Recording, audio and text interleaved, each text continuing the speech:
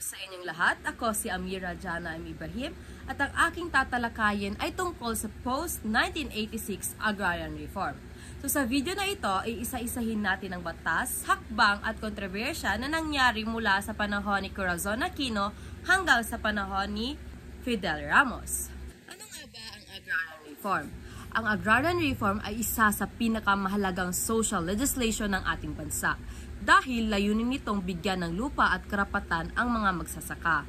Ngunit tulad na makikita natin, ito ay naging isa sa napaka-controversial na usapin lalo na noong panahon ng pamumuno ni Corazon Aquino.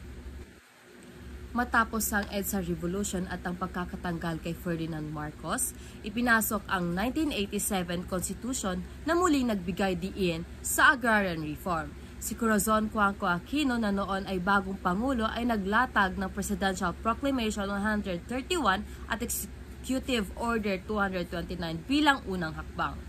Ngunit dito pa lang may nakikitang conflict of interest. Bakit? Dahil si Aquino ay galing sa pamilyang Cuanco, isang mayamang hasyendero clan na may-ari ng Hacienda Luisita. Kaya kahit siya ang nagpasimula ng agrarian reform, ang interes ng kanyang pamilya ay diretsong tatamaan ng batas na ito.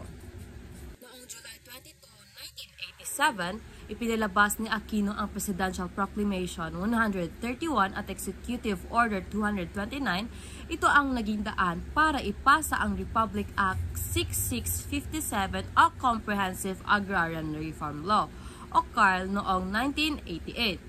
Tinawag lang itong Comprehensive Agrarian Reform Program o CARP dahil sa ilalim ng CARP pwedeng ipamahagi ang lupa sa mga magsasaka pero may limitasyon. Hanggang 5 hektarya lamang ang pwedeng maiwan sa may-ari ng lupa. Ngunit, merong isang probisyon na tinatawag na Stock Distribution Option o SDO, na ang ibig sabihin, imbis na lupa, pwedeng magbigay ng share of stock ang may-ari ng lupa. At ito mismo ang nangyari sa Hacienda Luisita kung saan itinatag ng Hacienda Luisita Incorporated at ang mga magsasaka ay nakakatanggap lamang ng share imbis na aktual na lupa.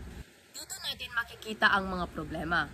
Sa loob ng 6 na taon ng administrasyon ni Cory Aquino, tanging 22.5% lang ng target ng lupa ang naipamahagi.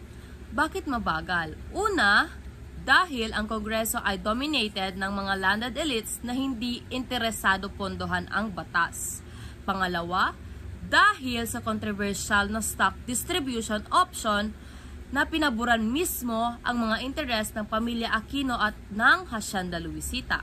Pagdating naman sa panahon ni President Fidel Valdez Ramos, pinabilis ang pagpapatupad ng CARP para makamit ang 10 taong target. By 1996, umabot sa 58.25% ang naidistribute na lupa. Ngunit hindi pa rin ito sapat. Kaya noong 1998, pinirmahan niya ang Republic Act 8532 na nag-extend ng CARP ng karagdagang 10 taon at nagbigay ng dagdag pondo.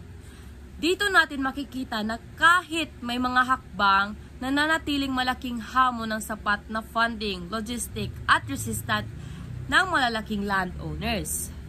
Sa kabuuan, ang post-1986 agrarian reform ay isa sa halimbawa na kung gaano kahirap ipatupad ang reforma kung may banggaan ng interes ng gobyerno at ang mayayamang elite.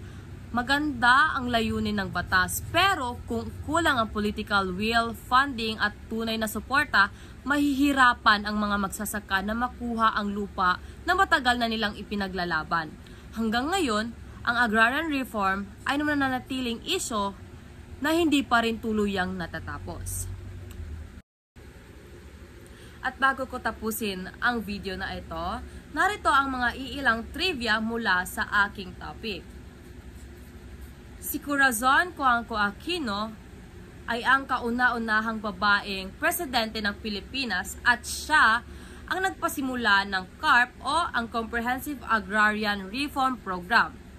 At si Fidel Valdez Ramos naman ang nag-extend ng programa sa pamamagitan ng Republic Act 8532 noong 1988. Ang Hacienda Luisita ay may lawak naman na 6,453 hectares at naging simbolo ng struggle ng mga magsasaka laban sa siyendero. At ang panghuli, ang Department of Agrarian Reform o DAR ang pangunahing ahensya na nagpatupad ng programang ito. Yun lamang po, maraming salamat sa pakikinig at paalam.